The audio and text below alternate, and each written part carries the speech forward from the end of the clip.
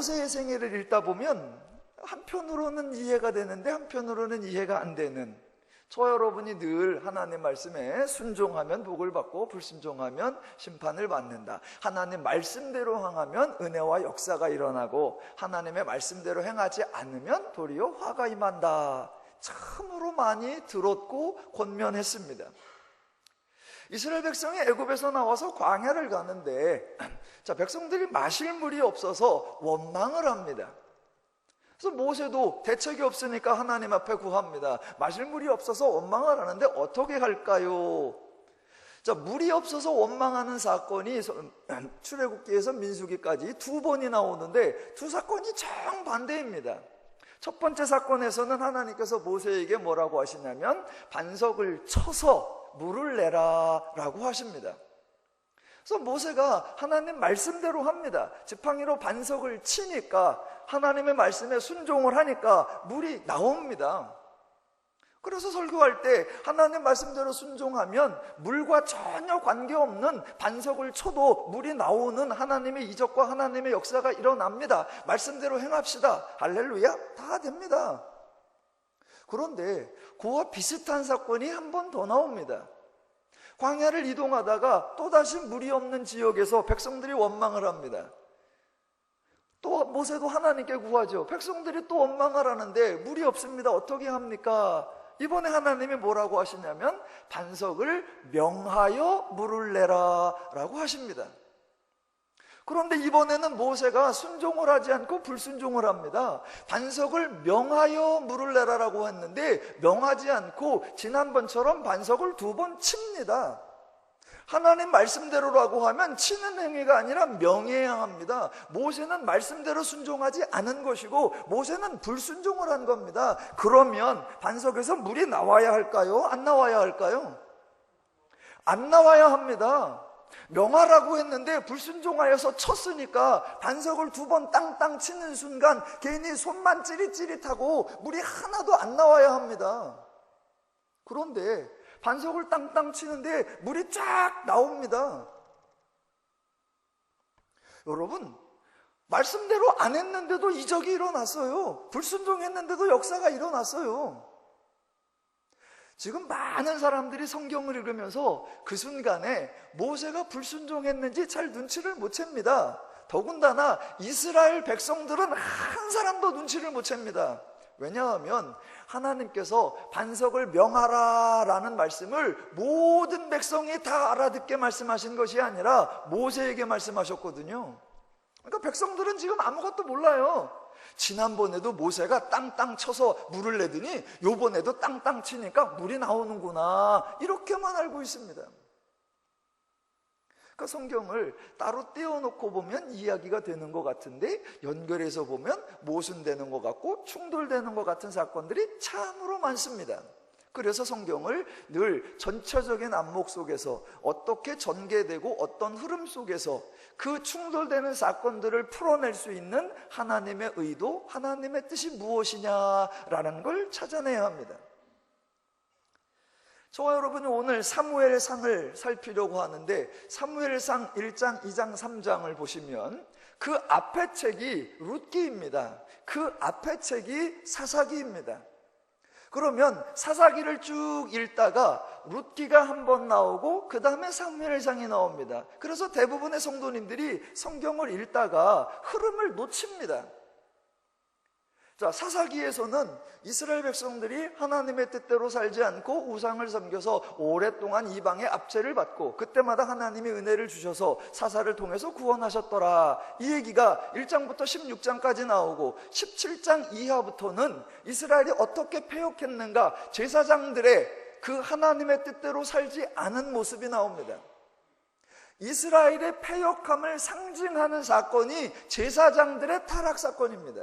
그래서 17장에 미가라고 하는 제사장이 우상과 신당을 만들어 놓고 자기 지역이 아닌 자기를 데려가는 사람들에게 일당을 받고 또는 자기의 생활비를 받으면서 이동하는 그런 사건이 나오고 19장 이하에 보면 레위인의 첩사건이 나옵니다.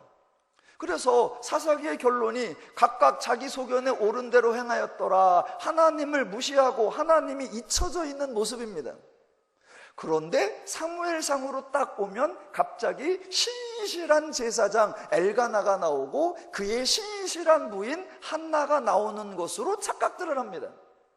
왜? 중간에 룻기가 살짝 들어가 있으니까 룻기를 싹 빼면 사사기 17장 이후부터 미가 제사장의 첩사건, 그 다음에 사무엘상 1장에 엘가나 제사장, 3장에 엘리 제사장 사건이 쭉 이어지는 겁니다. 그러면 사사기에서 만약 이스라엘 백성들이 하나님을 떠났고 이스라엘 백성들이 하나님의 말씀대로 살지 않았습니다 라고 결론을 내렸다면 그 모습이 사무엘상에서도 여전히 지속됩니다. 그래서 사무엘상 1장에서도 제사장이 하나님의 뜻대로 살지 않았고 사무엘상 3장에서도 제사장이 하나님의 제사를 멸시하고 제사장 집안이 하나님의 뜻대로 살지 않는 타락상이 보였습니다. 이렇게 연결이 되어야 하는데 사사기 할 때는 기껏 이스라엘이 하나님의 뜻대로 살지 않았다 그러다가 사무엘상 들어오면 갑자기 신실한 제사장, 신실한 믿음의 여인 이러고 등장을 합니다. 왜? 성경의 흐름을 놓치니까 각각 띄워놓고 설명을 하니까 성경의 통일성을 상실하는 겁니다.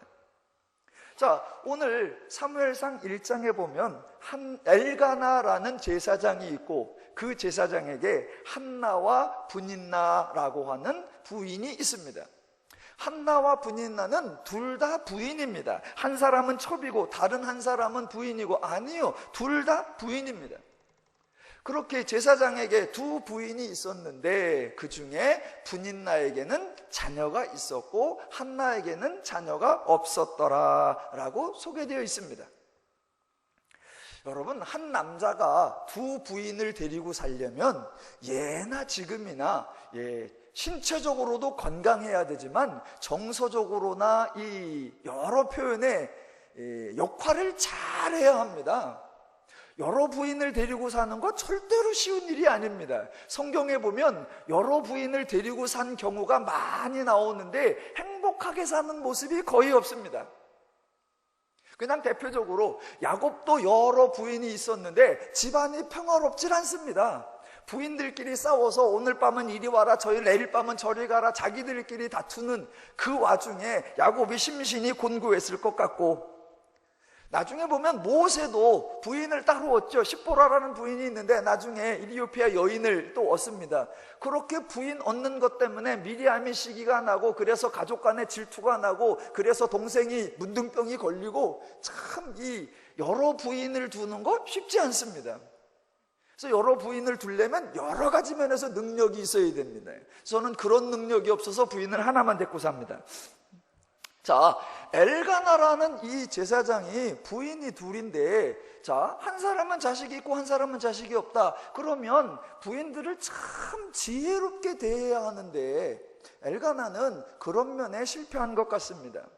자, 브닌나는 자녀가 있고 한나는 자녀가 없으니까 성경에 보면 매년 제사 드릴 때에 제사를 드린 후에 분깃을 나누어 줬다라고 하는데 한나에게는 두 몫을 주었다라고 기록되어 있습니다. 얼핏 보면 이해가 됩니다.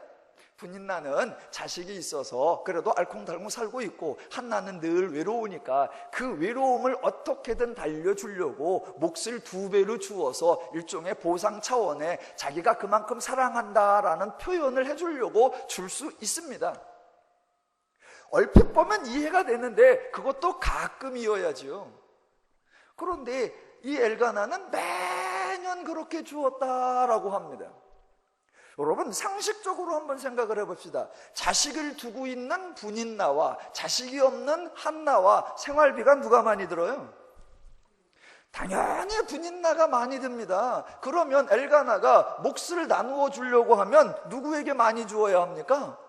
당연히 브닌나에게 많이 주어야죠. 왜? 생활비가 많이 드니까. 성경에는 안 나와 있지만 제가 그냥 생각을 해봤어요. 브닌나의 심정이 어땠을까? 어느 날 보니까 제사 드리는 후에 자기 남편이 한나에게 몫을 2배로 줍니다. 처음엔 이해했겠죠. 그래, 저렇게라도 위로를 해야지. 얼마나 속 터지고 얼마나 답답하고 얼마나 외로울까. 그러니까 몫을 2배로 받는 거라도 이해를 해야지. 그랬는데 이 남편이 1해 그래, 2해 그래, 3해 그래, 4해 그래.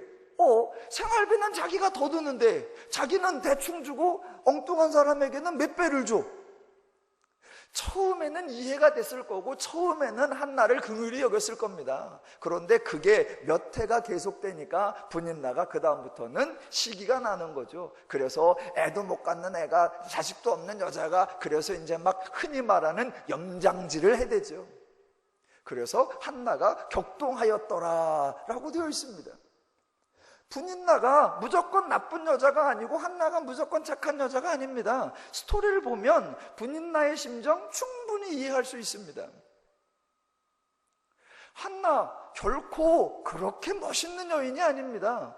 한 번쯤은 남편이 자기에게 두 몫을 준다 그러면 고마움으로 받아야지요.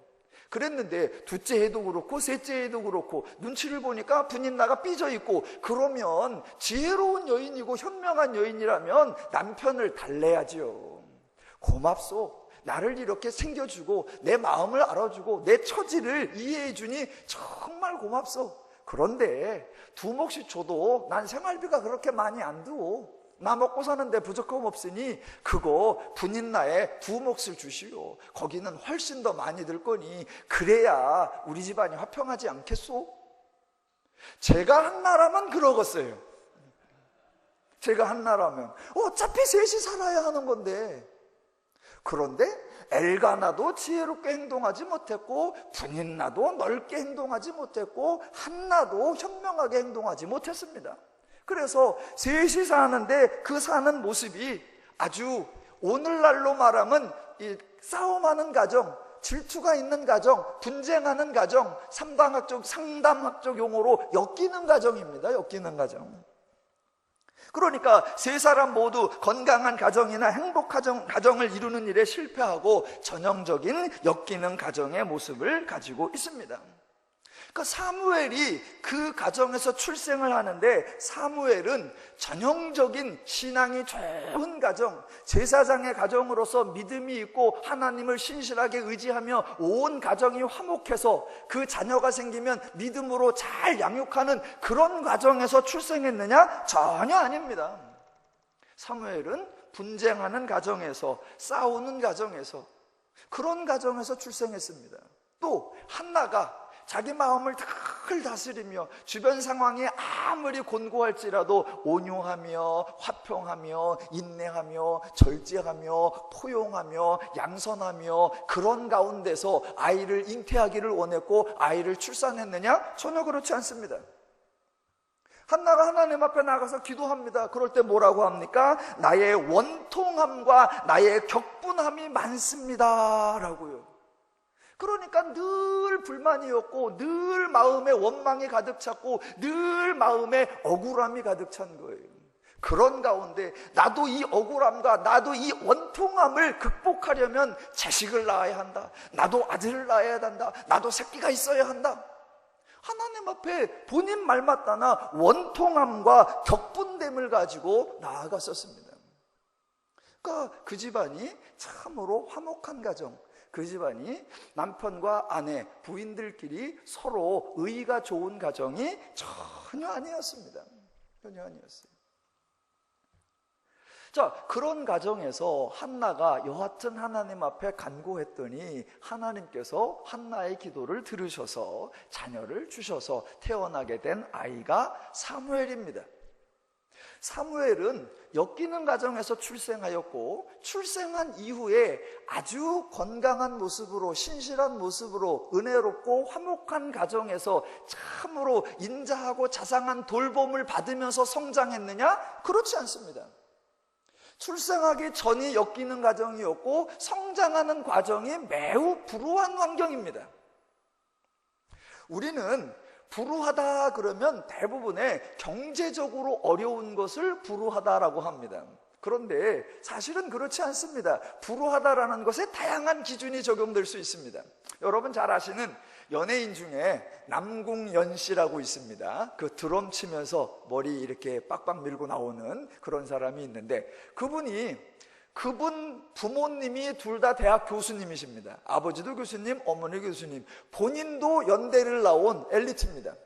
그러니까 일반적 상황으로 보면 매우 탁월하고 매우 우수한 좋은 집안 출신입니다. 그런데 그 사람은 늘 방송에 나와서 자기는 어렸을 때 성장할 때 너무나 불우한 환경에서, 너무나 열악한 환경에서 성장했다라고 합니다. 그러니까 함께 있던 패널들이 네가 무슨 열악하냐, 너는 엘리트고 니네 집안은 먹고 사는데 걱정이 없고 너도 아무 어려움이 없었잖아, 그러니까 너는 최상의 금수저지 않았냐. 그러니까 본인이 그러는 거예요. 아니다, 나는 흙수저다, 나는 흙수저. 왜? 그랬더니 이유를 이렇게 됩니다. 맞다, 우리 아버지 교수님이고 우리 어머니 교수님이고 우리 집안 먹고 살만했다. 그런데 중요한 거는 엄마 아버지가 그렇게 공부를 잘하고 잘나는 사람이었기 때문에 자기도 늘 의사가 되라는 강요를 받고 살았다. 그런데 자기는 어렸을 적부터 가장 하고 싶은 게 뭐였냐면 음악을 하고 싶었다. 음악을. 그래서 책을 펴고 공부하면 머리가 지끈지끈 아프고 피아노를 치거나 드럼을 치면 너무나 평안하고 즐겁고 신났다. 그런데 기타를 치거나 피아노를 치거나 드럼을 치면 엄마가 와서 아버지가 와서 맨날 혼났다. 왜 쓸데없는 짓을 하고 있느냐, 왜 엉뚱한 짓을 하고 있느냐, 빨리 가서 공부해. 자기가 하고 싶은 거, 자기가 좋아하는 거, 자기가 편안한 거를 하지 못하도록 억압받는 가정에서, 자기는 아주 불우한 환경에서, 자기는 아주 열악한 환경 속에서 자라났다. 밥 세 끼 먹는 거, 그게 뭐가 중요하고, 엄마 아버지가 교수라는 거, 그게 나에게 무슨 의미가 있냐. 내가 원하는 거, 내가 즐거운 거, 내가 하고 싶은 거, 나의 소질을 개발할 수 있는 거, 그걸 키워주는 가정에서 자랐어야 되는데 나는 그래서 자라난 기간에 너무 불우했다. 일리가 있지요? 자, 저는 일리가 있다고 생각합니다. 사무엘의 경우에 유사한 경우입니다. 사무엘의 경우에 성장하는 과정이 매우 열악합니다. 왜냐하면, 자, 어머니 한나가 그렇게 기도를 통해서 아이를 얻었습니다. 아이를 얻어서, 자, 출산을 하고 젖될 무렵에 성전에 들어가서 여호와의 집에 데려가서 거기다 맡겼다라고 합니다.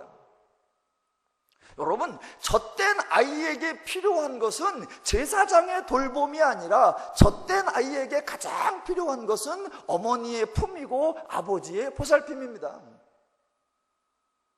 젖된 아이에게 제사장이 뭘 가르칠 수 있으며 젖된 아이가 여호와의 집에 가서 뭘 배웁니까?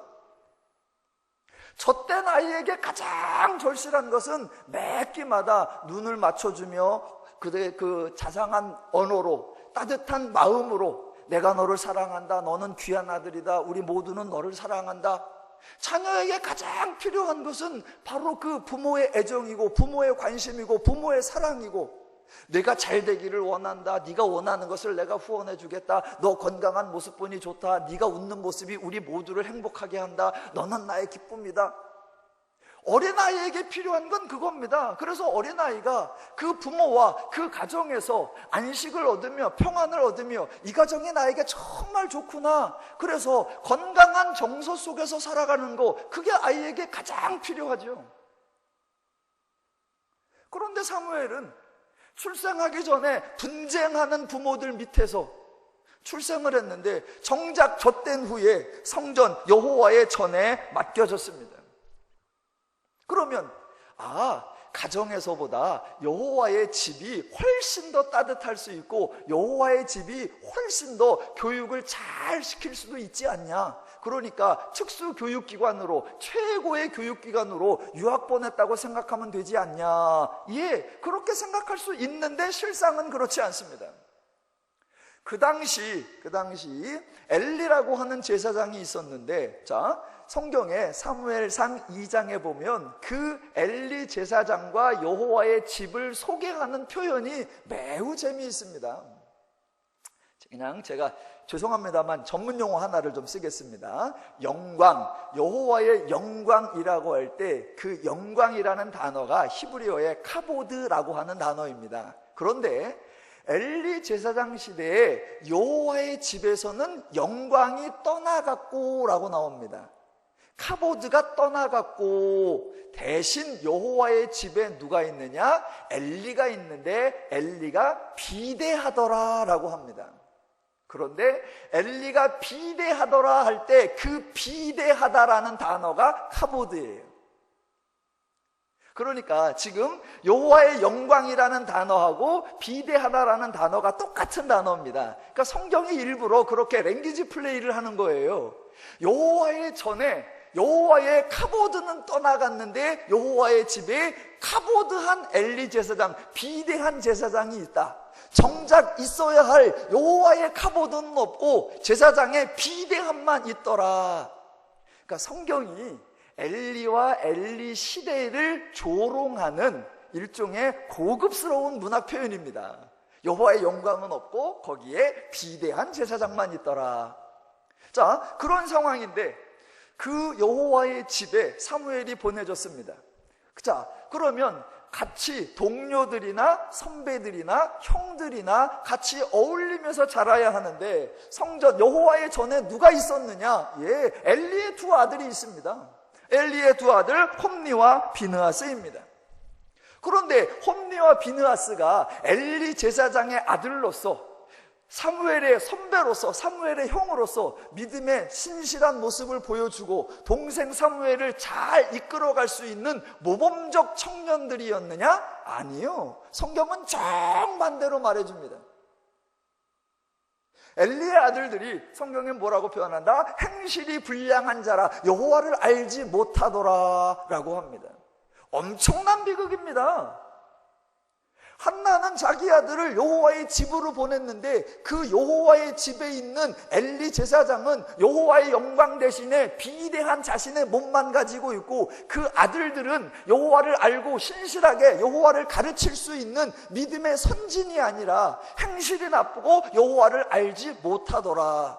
그러면서 구체적으로 두 가지 예를 들어주죠. 한편으로는 사람들이 제사를 드리러 왔을 때에 제물을 삶습니다. 그랬더니 이 홈니와 비느하스가 제물을 여호와께 드리기 이전에 미리 꺼내서 자기들이 취하려고 합니다. 사람들이 막죠. 아직 여호와께 드리지 아니하였다라고 하니까 그거 신경 쓰지 마라. 내가 먹기에 좋은 상태가 좋다라고 해서 제물을 빼갑니다.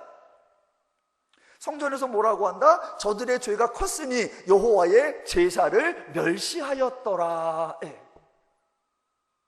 그리고 하나 더 나옵니다.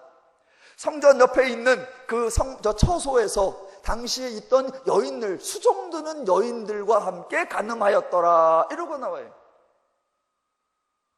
사무엘이 들어갔는데 여호와의 집에 가서 함께 어울리는 선배 형 두 명이 있는데 그 두 명이 누구다? 불량한 자고 행실이 나쁜 자고 여호와를 멸시하는 자고 수종드는 여인들과 간음하는 자고, 그들이 동네 불량배가 아니라 그 당시에 제사장의 아들입니다.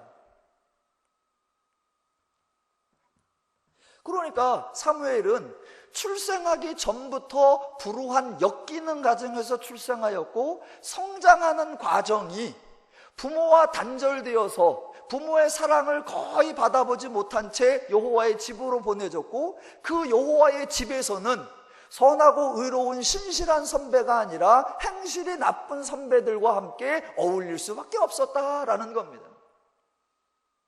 자, 여기까지 설명을 드리면 사무엘이 정상적으로 성장할 수 있었을까? 사무엘이 건강하게 성장할 수 있었을까? 사무엘이 신실하게 성장할 수 있었을까? 당연히 의심이 되는 겁니다.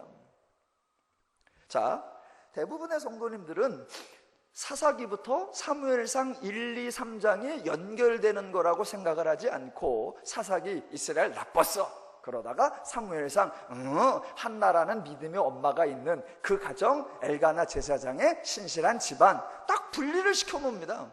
그래서 사사기엔 다 나빴는데 사무엘서에서는 좋은 가정이 있어요. 아니요.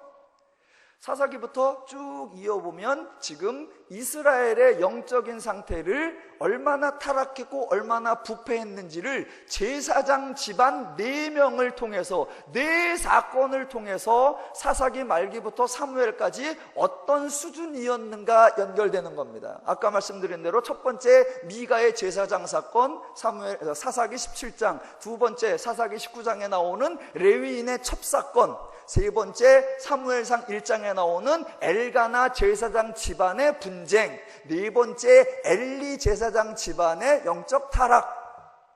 그래서 사사기 17장부터 사무엘상 3장까지 이스라엘이 얼마나 암흑기였고 신앙적으로 바르게 성장할 수 없는, 하나님을 알지 못하는 그들의 너무나 어리석은 모습을 보여주고 있습니다. 그러니까 저와 여러분은 사무엘이 정상적으로 건강하고 정서적으로 밝고 신실하게 하나님의 사람으로서, 하나님의 일꾼으로서 준비되며 예비되며 그렇게 성장할 수 있었다라고 기대할 수 있는 환경이 없습니다. 그래서 사무엘이 출생할 때부터 사무엘이 성장할 때까지 성경에서는 사무엘에 대해서는 아무 말을 안 합니다. 사무엘의 주변 환경만 말해주는데 그 주변 환경이 결코 바람직하지 않습니다. 그러니까 성경은 엘리 제사장은 아주 부도덕한 부모로 대조하고, 대신 엘가나와 한나는 매우 신실한, 그래서 부도덕한 집안 엘리, 신실한 제사장 엘가나, 이렇게 대조하고 있는 게 아닙니다. 엘리 집안 당연히 엉망이고 엘가나 집안 당연히 엉망이고, 그러니 엘리의 아들들 홈니와 비느하스는 행실이 나쁜 엉망이고, 그러나 사무엘은 엘가나의 자녀로서, 한나의 자녀로서 행실이 매우 좋았더라, 이렇게 두 사람을 대조하고 있는, 두 가정을 대조하고 있는 것이 전혀 아닙니다. 그 당시는 모두가 자기 소견에 옳은 대로 행하였고, 모두가 하나님을 몰랐고, 모두가 분쟁투성이었으며, 모두가 불화하였고, 모두가 하나님을 몰랐다. 성경은 그렇게 소개하고 있는 겁니다. 그래서 사무엘의 성장에 관하여 부모가 좋은 영향력을 미친 거 없고, 제사장이 좋은 영향을 미친 거 없고, 친구들이 좋은 영향을 미친 거 없습니다. 그래서 일반적으로 교육학적으로나 어린이 양육학적인 관점으로 보면 사무엘이 바르게 건강하게 성장할 수 없다예요. 그래서 사무엘서 3장 끝에 가보면 하나님과 사무엘이 처음으로 만나는 장면이 나옵니다. 지금 사무엘이 출생부터 성장할 때까지는 부모, 제사장, 성전에 있는 형제들, 이런 얘기만 등장하지 사무엘에 대한 언급이 빠져 있다가 처음으로 하나님이 사무엘을 부르는 장면이 이제 나오는데, 그때 사무엘이 하나님을 못 알아봅니다. 모두가 하나님에 대하여 무지하고 모두가 하나님을 멸시하고 타락할 때에 신실한 사무엘은 하나님이 세미한 음성으로만 불러도 얼른 응답하며 민감한 영적인 그런 능력으로 하나님의 뜻을 헤아리더라. 아니요. 그래서 사무엘이 성장해서 하나님이 사무엘을 부를 때 사무엘은 하나님을 못 알아차려요.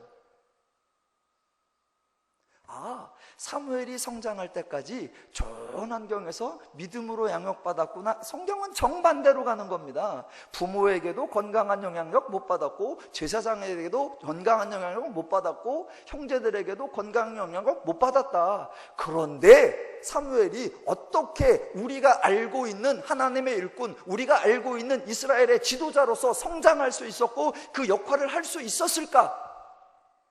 사무엘의 성장에 관하여 성경이 지적하는 몇 가지 구절이 있습니다. 언제나 사무엘의 성장에 대해서 말할 때는 부모나 제사장이나 여호와의 집의 형들을 언급하는 것이 아니라 여호와를 언급합니다. 그래서 사무엘상 2장 21절 아이 사무엘은 여호와 앞에서 자라니라 라고 나오고, 2장 26절 아이 사무엘이 점점 자라매 여호와와 사람들에게 은총을 더욱 받더라 라고 나오고, 3장 19절 사무엘이 자라매 여호와께서 그와 함께 계셔서 그의 말이 하나도 땅에 떨어지지 않게 하시니 라고 나오고, 3장 21절 여호와께서 실로에서 여호와의 말씀으로 사무엘에게 자기를 나타내시니라 라고 나옵니다. 사무엘이 출생하게 된 거 누구 덕분이다? 전적인 하나님의 은혜요. 사무엘이 성장하게 된 거 누구 덕분이다? 전적인 하나님의 은혜요. 사무엘이 신실하게 자랄 수 있었던 거 누구 덕분이다? 전적인 하나님의 은혜다. 성경은 이렇게 들고 나오는 겁니다. 이스라엘이 모두가 타락했을 때에 하나님께서 눈을 부릅뜨고 이스라엘 가운데 누가 신실한가, 이스라엘 가운데 누가 경건한가, 이스라엘 가운데 누가 내가 쓰기에 합당한 자가 있는가라고 하나님은 그런 사람을 찾아내는 것이 아니라 모두가 영적으로 타락되어 있고 제사장 집안조차도 하나님을 모르고 제사장 집안조차도 경건하지 못하고 제사장 집안조차도 화목하지 못한 그러한 수준에 있을 때에 이스라엘을 구원하기 위하여, 이스라엘을 도와주기 위하여 하나님께서 그 가정에 아이가 임하게 하시고 하나님께서 그 아이의 성장 과정을 친히 지켜보시며 하나님께서 그 과정의 모든 발달 과정을 도우시고 섭리하셔서 이스라엘의 일꾼을 만들어내시고 이스라엘의 지도자를 하나님이 예비하시고 이스라엘의 영적 상태를 하나님이 치유하시려고 누가 일하시고 계시다? 하나님이 하신다. 성경은 그 얘기를 하려고 하는 겁니다. 우리는 하나님은 여기 계시고 그 하나님에 합당한 어떤 사람이 있어야 하고 어떤 인물이 있어야 하고 어떤 지도자가 있어야 하고 어떤 리더가 있어야 하고 어떤 책임자가 있어야 하고 우리는 자꾸 인간 쪽을 찾으려고 합니다. 그래서 이런 면에 환경이 부족하고 이런 면에 모든 여건이 모자라고 이런 면에 모든 상황이 안 좋다, 이렇게 해서는 해결책이 없다. 성경은 정반대로 갑니다. 언제 상황이, 언제 여건이, 언제 조건이 해결책이 되냐? 내가 하면 된다. 하나님이 하시면. 부패한 제사장 집안에서도 하나님이 하시면, 타락한 여호와의 집에서도 하나님이 하시면, 불우한 가정 환경 속에서도 하나님이 예비하시고 하나님이 지키시고 하나님이 만들어내시고 하나님이 이루어내신다. 성경은 우리에게 사무엘을 보라고 가르치는 것이 아니라, 한나를 보라고 가르치는 것이 아니라 하나님을 보라고 우리에게 말씀하고 계십니다. 성경에 등장하는 인물들을 보면 공통적인 특징이 하나 있습니다. 성경에 등장하는 인물들, 당시의 주축 세력이나 당시의 명문 가정 출신들이 아니라 대부분 주변인, 대부분 흙수저, 대부분 소외받는 사람들이었다라는 겁니다. 대표적으로 모세만 해도 당대의 모든 백성들에게 추앙을 받던 신뢰받는 지도자였느냐? 전혀 그렇지 않았었습니다.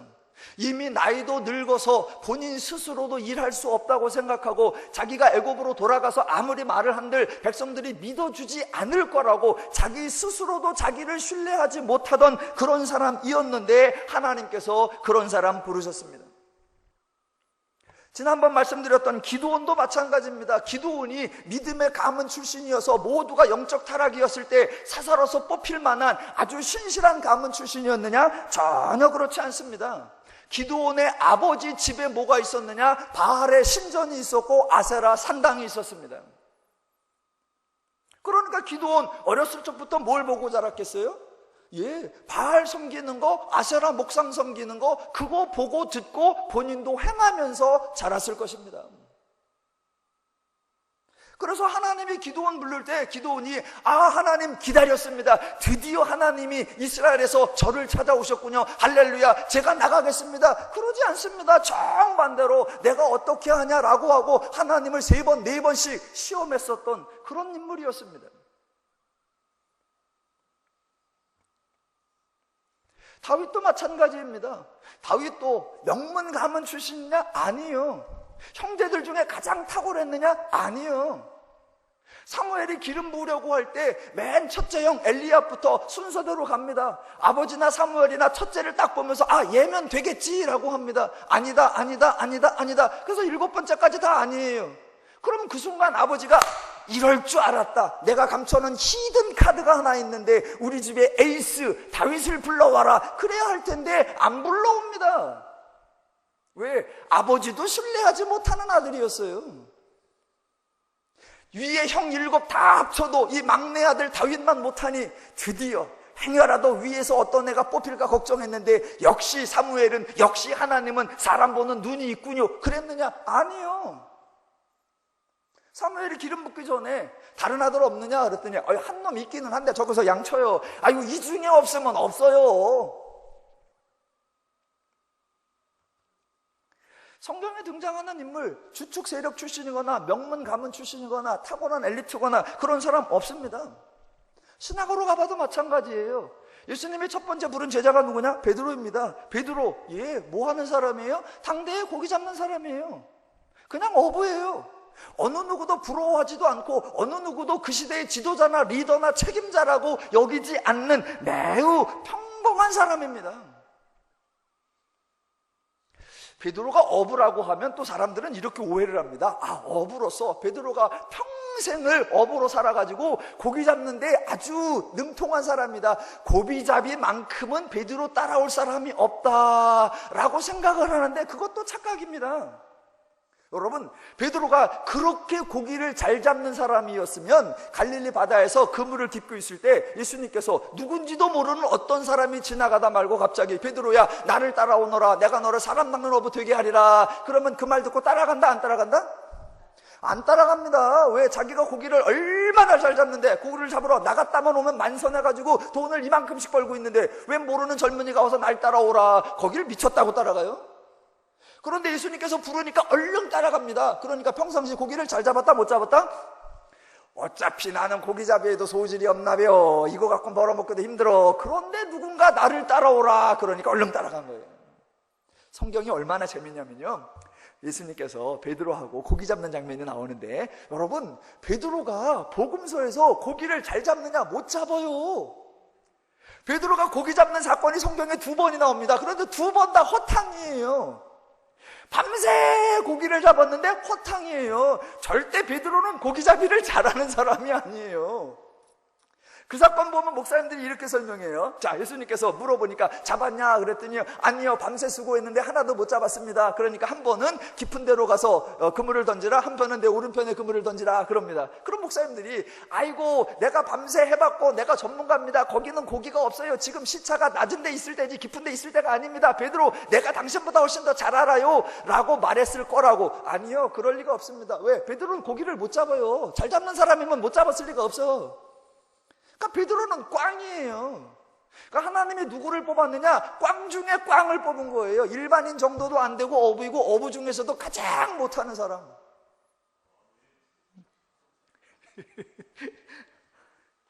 자, 왜 그러느냐? 지금 사무엘도 마찬가지고 다른 인물들도 마찬가지고 하나님께서 가르치려고 하는 건 이런 인물이면 된다, 이런 인재면 된다, 이런 영재면 된다, 이런 리더면 된다, 사람을 의지하게 만들려는 것이 아니라 누가 한다? 하나님이 하신다. 너희는 사람이 아니라 하나님을 의지하고, 너희는 지도자가 아니라 하나님을 신뢰하고 하나님을 따르라, 하나님을 알으라, 하나님을 믿으라. 그 하나님을 소개하기 위해서는 우리가 의지할 만한, 우리가 신뢰할 만한 탁월한 자가 아니라 우리가 보아도 안 될 것 같은 사람, 그런 사람을 통해서 만들어내시면 하나님이 하시면 되는구나. 하나님이 하시면 누구라도 세워서, 어떤 사람이라도 세워서 만들어낼 수 있고 역사하실 수 있고 이루어내실 수 있구나. 하나님이면 되는구나.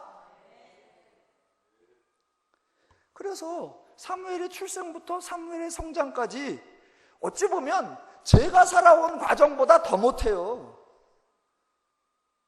그래도 저는 저희 아버님이 능력이 없으셨는지 한 부인만 데리고 사셨어요. 저는 어려서 성전에 보내진 것처럼, 왜? 저희 아버님이 목사님이셨으니까 여기가 집인지 여기가 교회인지 구분이 안 될 정도로 늘 교회에서 살았으니까.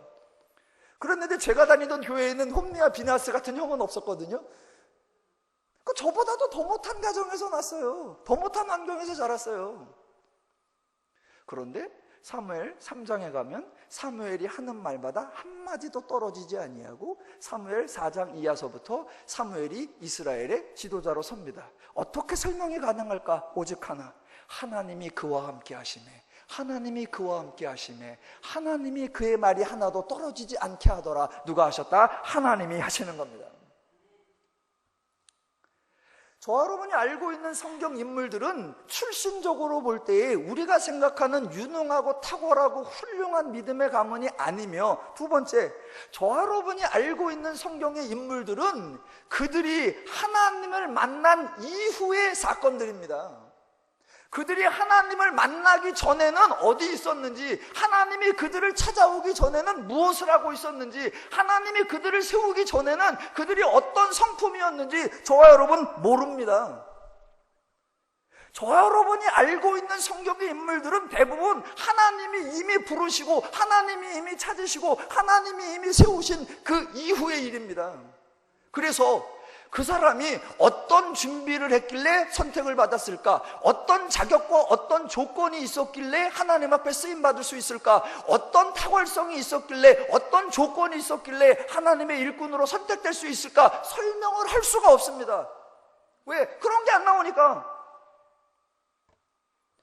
사사기에 사사가 12명이 나옵니다. 여러분, 그들이 사사가 되었고 사사가 된 후에 그런 역할을 했다는 것을 알지, 사사 되기 전에 그들 뭐 하고 있었대요? 온니엘 뭐 하고 있었는지 아세요? 돌라, 야일, 그 사람들이 어떤 성품을 가지고 있었고 어떤 준비를 했었고 어떤 자격이 있었는지 어떤 능력이 있었는지 저 여러분 하나도 모릅니다. 그래서 돌라가 왜 사사가 될 수 있었는지 저 여러분은 근거를 댈 수가 없습니다. 에훗이 하나님의 사사가 되었다. 무슨 준비를 했길래 나도 에훗처럼 하면 사사가 될 수 있을까? 에훗에게 뭐를 배울까? 배울 수가 없습니다. 왜? 에훗에 대한 기록이 없어요. 성경은 아예 근거가 없습니다. 저와 여러분이 아는 돌라니, 야일이니, 엘리웃이니, 온니엘이니 하나님이 부르신 이후입니다. 엘리야? 예. 엘리야가 언제 등장하느냐? 열왕기상 17장에 등장합니다. 그런데 열왕기상 17장에 딱 등장하자마자 아합과 대화합니다. 그러면 엘리야가 아합과 만나기 전 열왕기상 17장 이전에 어디서 있었을까? 무엇을 하면서 있었을까? 어떤 영적 준비를 하고 있었을까? 어떤 영적 하나님 앞에 자기를 훈련하고 있었을까? 한마디도 없습니다. 저 여러분이 아는 엘리야는 하나님이 불러서 바알에게 보내는 그 순간부터예요. 그래서 첫 마디가 뭐냐? 여호와께서 말하지 아니하면 이 땅에 비가 내리지 아니하리라. 그 전의 모습을 몰라요. 어떤 준비를 해야, 어떻게 엘리야처럼 우리를 다스려야 엘리야 같이 쓰임받을 수 있죠? 설명을 할 수가 없습니다. 왜? 성경에 그 이전에 안 나와요. 열왕기 20장으로 가면 누가 나옵니까? 열왕기상 20장으로 가면 엘리사가 나옵니다. 엘리사 거기서 뭐 하고 있죠?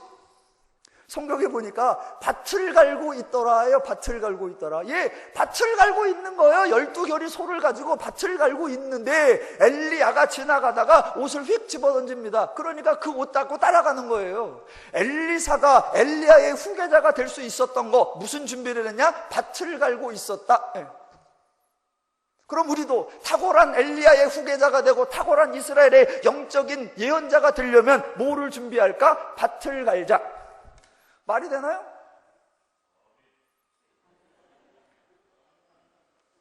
필요하시면 사분 하나씩 선물로 드릴게요.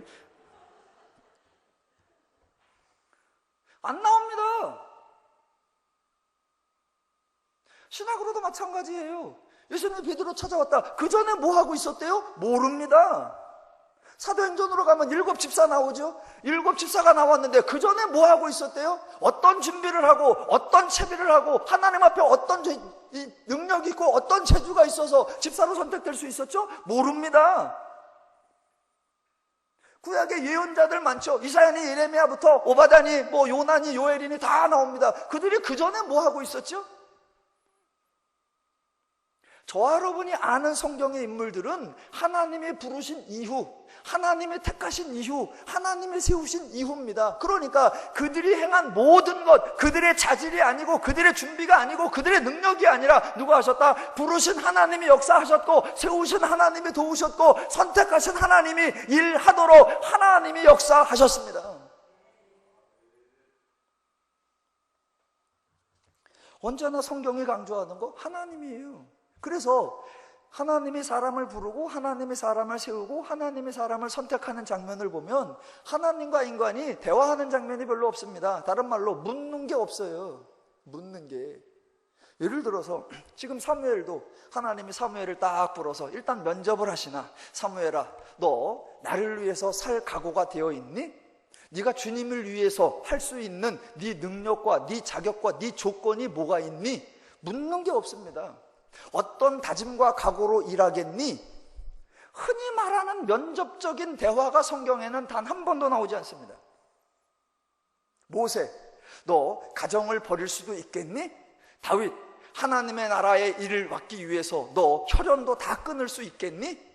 제자들, 주님의 나라 복음을 확장하고 주님의 복음을 온 땅까지 전하기 위하여 너의 사사로운 감정들 다 내려놓고 할 수 있겠니? 한 번도 묻는 적이 없습니다. 자, 여러 사람 중에 이런저런 조건 가진 사람, 이런저런 자격 가진 사람, 이런저런 능력 가진 사람, 그런 사람들 모여라. 한번 해봐. 그 중에 제일 탁월한 사람, 그 중에 가장 뛰어난 사람, 내가 보기에 가장 맡기고 내가 가장 신뢰할 만한 그런 사람을 선발하겠다. 성경엔 그런 개념이 없습니다.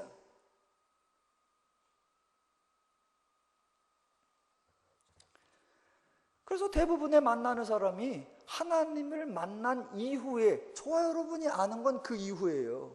그러니까 그 사람을 대해서 언급하려면 그 사람의 자격, 그 사람의 실력, 그 사람의 준비, 그 사람의 능력, 그걸 말할 수 있는 게 아니라 하나님이 하셨구나, 하나님이 하셨구나, 하나님이 하셨구나. 결론은 그렇게 날 수밖에 없습니다.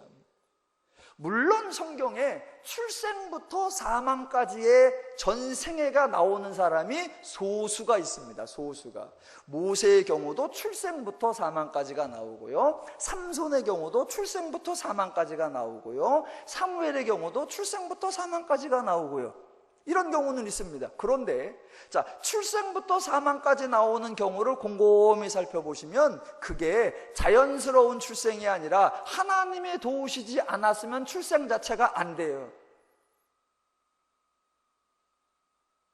지금 사무엘의 경우도 하나님이 응답하셔서 그를 출생하게 하셨고, 삼손의 경우도 하나님이 미리 그 부인의 마노아 부인에게 말씀하여 주시고, 왜? 이스라엘에 사람이 없고 이스라엘에게 하나님이 의지하고 맡기고 그런 사람이란 원래 존재하지 않아요. 하나님은 그런 사람을 찾지도 않아요. 없는 사람을 어떻게 찾아요? 그러니까 그들을 위해 하나님이 먼저 계획하시고 하나님이 먼저 일하시기 위하여 그런 사람을 보내주시고 그런 사람을 자라게 하시고 그런 사람을 하나님이 인도하셔서 그 일이 되게 하여 누가 하셨다? 하나님이 하게 하셨다라는 걸 알게 하는 겁니다. 세 가지 유형으로 볼 수 있습니다. 첫 번째, 하나님이 만난 이후의 모습만 등장하는 사람. 또 하나는 출생서부터 죽을 때까지 나오는 거. 하나님이 아니면 출생 자체가 안 되니까 그 역사 모두 누가 하셨다? 하나님이 하셨다. 더 희한한 경우도 하나 있습니다. 출생하지도 않았는데 벌써 택해버려요. 어디? 야곱과 에서 사건에서요. 하나님이 야곱을 택합니다. 언제? 복중에서. 복중에서라는 말은 뭐냐? 아직 그가 나오지 않았다는 겁니다. 그건 무슨 말이냐? 그의 특성, 그의 자질, 그의 능력, 그의 성품을 언급할 수 없다는 거예요. 복중에 있는데 뭘 알아요? 사람들은 자꾸 뭔가 인간적 근거를 대려고 합니다. 벌써 어릴 때부터 품성이 달랐어, 기도하는 게 달랐어, 뭐 하는 게 신실했어, 뭐 하는 게 능력이 있었어. 그 사람에게서 특성을 찾으려고 합니다. 만약 야곱을 1살 때 택했다면 사람들이 이렇게 말했겠죠. 둘이 쌍둥이였는데 벌써 엄마 뱃속에서 나오려고 하는데 힘쓰는 것부터 달랐어. 얘는 뭔가 할 만하더라고. 나오자마자 소리를 지르는데 에서는 에게라고 소리를 지르고 야곱은 야라고 소리 지르고 벌써 소리 지르는 게 큰일을 할 것 같더구만. 어떻게든 사람들은 인간의 특질, 인간의 자질, 인간의 조건, 인간의 능력을 운운하려고 합니다. 성경은 그 모든 걸 잠잠케 하기 위하여 언제 택했다? 복중에서. 왜 야곱입니까? 설명을 해낼 수가 없습니다. 누가 하셨다? 하나님이.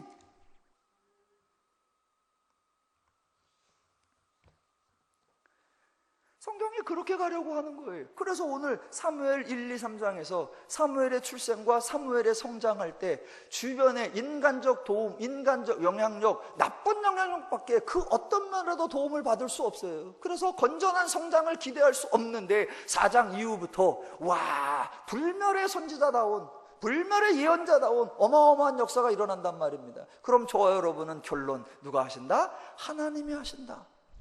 하나님 하시는 일의 근거를 우리는 찾습니다. 어디에서 찾아야 되느냐? 하나님에게서 찾아야 합니다. 하나님 하시는 일의 근거를 사람에게서 찾으면 안 되고, 하나님 하시는 일의 근거를 상황에서 찾으면 안 됩니다. 이런 사람이라 하나님이 쓰셨다, 이런 조건이라 하나님이 쓰셨다, 이런 능력이라 하나님이 쓰셨다. 아니요. 그 사람 아니어도, 그 능력 아니어도 하나님이만 다 하십니다. 그래서 하나님의 일하심의 근거 어디서 찾아야 되느냐? 하나님에게서 찾아야 합니다.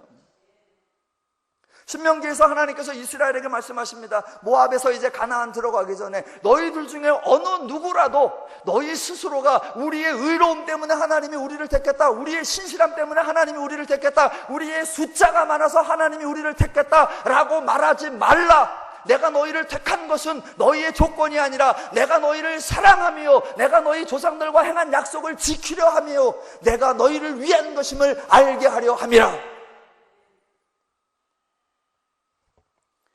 이스라엘 조건 없습니다. 이스라엘 능력 없습니다. 하나님의 일하심의 근거가 어디에 있느냐? 하나님에게 있습니다. 하나님에게. 하나님이 사랑하셨구나, 하나님이 인자하셨구나, 하나님이 은혜를 주셨구나, 하나님이 도우셨구나.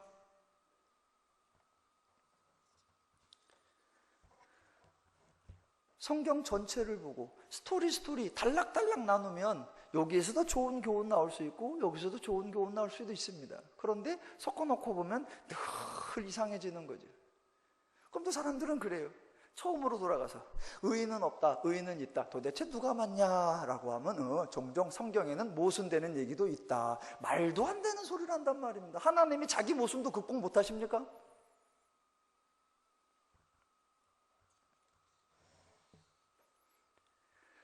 사무엘의 출생과 사무엘의 성장 과정을 통해서 인간의 조건, 인간의 자격이 아니라 하나님이 하시면 누구라도 들어서 하실 수 있다. 그럼 사사기 시대로 가도 마찬가지입니다. 어느 누구가 준비하는지, 어느 누구가 자질이 있는지 점검하지 않습니다. 하나님이 부르세요. 그랬더니 부르기만 하면 하나님께서 영을 임하게 하시면 쫓아가서 금세 전쟁에서 이기고, 어떤 여인도 부르시니까 나가서 철병거 900승이 있는 군대도 무찌르고, 누가 하시면 된다? 하나님이. 기드온 같은 인간도 하나님이 오합지졸 300명 갖고 가라고 하니까 칼도 없이 단지 나팔과 횃불 들고 가더니 전쟁도 이기간다. 그게 무기입니까? 그게 싸움 준비입니까? 저쪽에서 철병거 900승이 오면 이쪽에서는 최소 보병 900명은 나가야죠. 근데 아줌마가 나가. 그래서 그 군대 장관 시스라 누가 죽입니까? 헤벨의 아내 야엘이 말뚝을 박아서 죽이죠.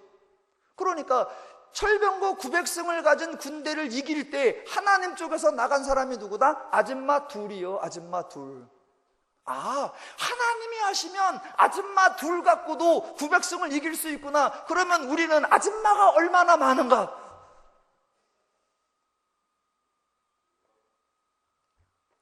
하나님의 법칙은 처음부터 끝까지 다 그거예요. 우리는 자꾸 하나님을 상실한 채 우리 중에 리더가 있어야 된다, 우리 중에 책임자가 있어야 된다, 우리 중에 인재가 있어야 된다, 우리 중에 탁월한 사람이 있어야 된다, 우리 중에 누가 있어야 된다. 그래서 모든 기도마다 하나님 앞에 인재를 보내주시옵소서, 일꾼을 보내주시옵소서, 실력자를 보내주시옵소서, 영향력 있는 사람을 보내주시옵소서. 말끝마다 다 사람.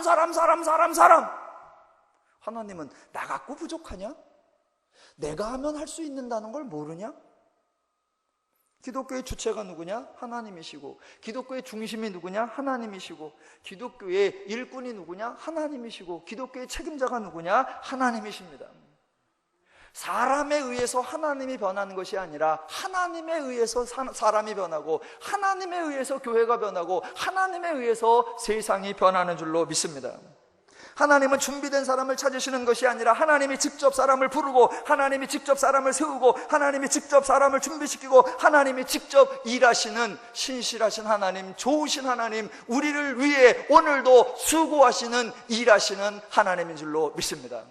그 하나님이 구약성경 내내 역사하셨던 하나님, 신약성경 내내 역사하셨던 하나님, 교회의 역사 내내 역사하셨던 하나님이 오늘 저와 여러분의 목회 현장에서도 하나님이 저를 부르시고, 하나님이 여러분을 부르시고, 하나님이 저와 여러분을 통하여 하나님의 뜻, 하나님의 목적, 하나님의 나라를 확장시키시며 완성하실 줄로 믿습니다.